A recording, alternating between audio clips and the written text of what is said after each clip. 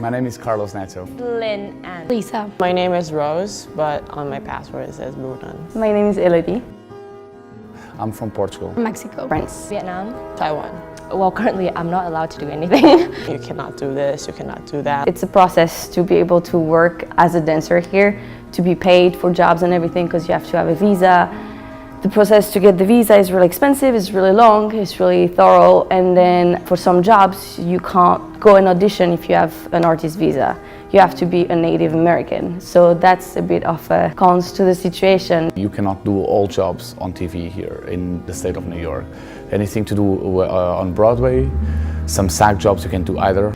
Sometimes I need to turn down jobs because I don't have a social security number or I just don't have the permit to work. There's still gonna be that luck, you know, like regardless how hardworking you are. The biggest hardships I've encountered was having to deal with their health system here. So, obviously the cost of living in New York is crazy. But for me as an international, I think it's even crazier. You never know what people or like agents or people who are gonna hire you are looking for.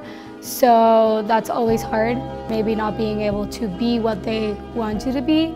It doesn't mean that you're not good, but it's just like it doesn't fall into their type. Appearance can be, it is like the top priority. Like for example, me, I'm very short compared to like the US standard of height.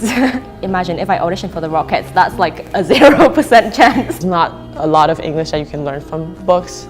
A part of communication is hard. The dance community that I was in is more commercialized. The dancing back home is not as complex as it is here. The scene here is much more healthy than it is anywhere in Europe. And people tend to have not as much as a sense of community as they have in New York. I think New York as an industry is stronger.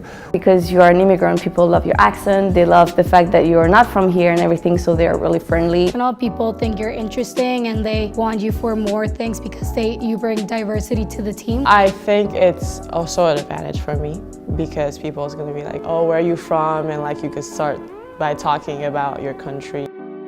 I feel like that is why I'm here, because it is always so challenging and I feel so welcomed because New York is like this melting pot, of like people from everywhere in the world, and we are all different, so we have that kind of understanding for each other. So yeah, I feel welcomed, I feel home. I just fell in love with it, to be honest. And as soon as literally I stepped out of the taxi and I stepped in like Times Square, I was just like, oh my gosh, I'm home. And I've never felt like that back home in France. I think one of the things that I learned from New Yorkers, they are fearless.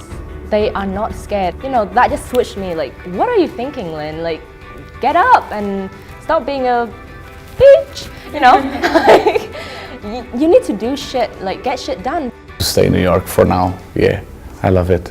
Good. I love it. So what I'm saying is, it is tough, but I don't think that it's impossible. Yeah.